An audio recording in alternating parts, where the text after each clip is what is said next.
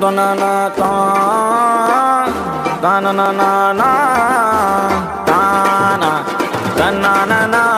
தானா மச்சான் தானா இறங்கி வந்து ஆடு நண்பா எல்லாம் இருக்கு நமக்கு நட்பு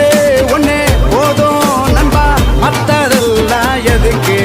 இந்த திருவிழா கூட்டத்தில் அழகான பொண்ணு இருந்தா அவன் மேல லைட்டா தான் சைட்ட போடுவோம்